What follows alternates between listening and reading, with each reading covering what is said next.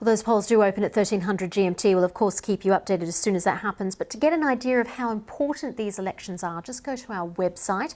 You'll find all of our analysis, including 5 things you need to know about the biggest election in Mexican history, key facts, the backdrop of record levels of violence and why Mexico matters, and of course the future relationship with the US. That's all at bbc.com/news or download the BBC News app.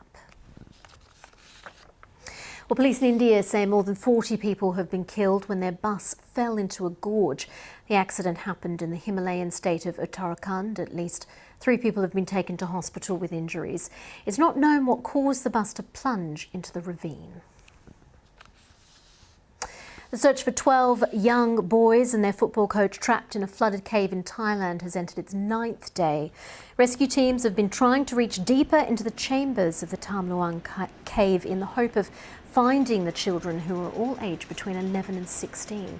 Now, despite working round the clock and with international assistance, there's been no contact with the group since they were reported missing, and monsoon rains have complicated the rescue by blocking passageways. A slight improvement in the weather on Sunday has raised hopes that divers will be able to reach deeper into the recesses of the cave complex. Well, Hong Kong is marking the 21st anniversary of the handover from Britain to China with a flag-raising ceremony, but an annual protest march is also about to take place.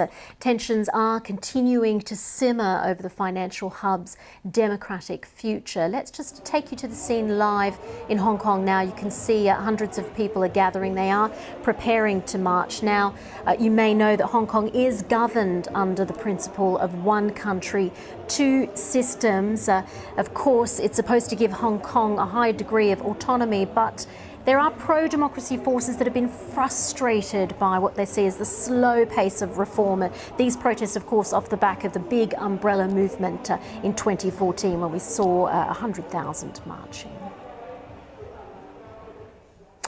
Let's take a look at some of the other stories making the news now.